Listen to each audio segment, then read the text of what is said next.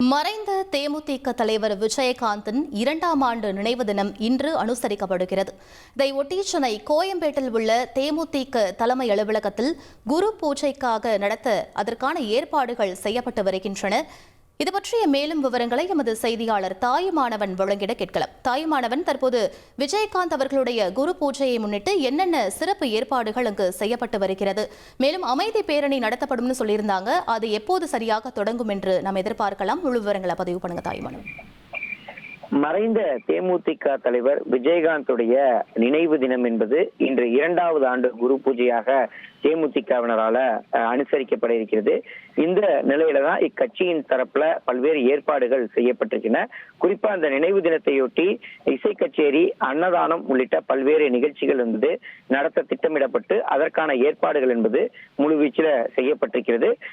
மேலும் இந்த நிகழ்ச்சியை பொறுத்தமட்டில் தேமுதிக பொதுச் செயலாளர் பிரேமலதா விஜயகாந்த் மற்றும் தேமுதிக பொருளாளர் LK சுதீஷ், தலைமை கழக நிலைய செயலாளர் பார்த்தசாரதி, இளைஞரணி செயலாளர் விஜயபிரபாகரன் உள்ளிட்ட முக்கிய நிர்வாகிகள் இந்த குரு பூஜை நிகழ்ச்சியில பங்கேற்க இருக்கிறாங்க.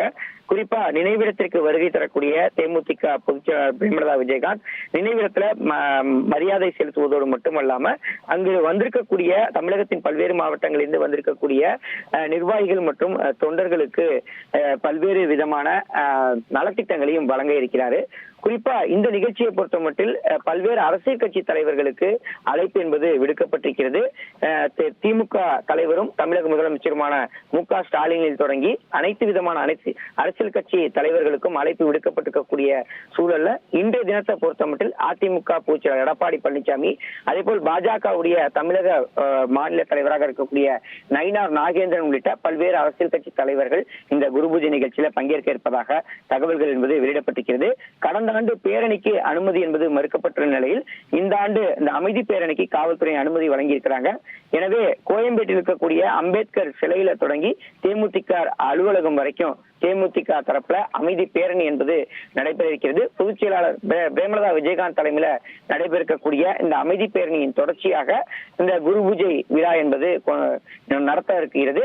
இந்த நிலையில தான் ஏராளமான தேமுதிகவினர், தொண்டர்கள் தமிழகத்தின் பல்வேறு மாவட்டங்களில் இருந்து வருகை தந்தவனும் இருக்கிறாங்க. விவரங்களுக்கு நன்றி தாயுமானவன். 1,25,00,000 மனங்களை வென்ற தந்தி டிவி யூடியூப் சேனல். தவிர்க்க முடியாத தம்ப்நெயில்ஸ், கலக்கலான கான்டென்ட்ஸ். நீங்களும் இந்த குடும்பத்தில் இணைய இப்பவே சப்ஸ்கிரைப் பண்ணுங்க. அசுரபலம் கொண்ட எங்கள் டிஜிட்டல் கரங்களில் உங்கள் விளம்பரங்களை சேர்க்க வாட்ஸ்அப் பண்ணுங்க. 8939888378. Email advtthanditv@dttv.in.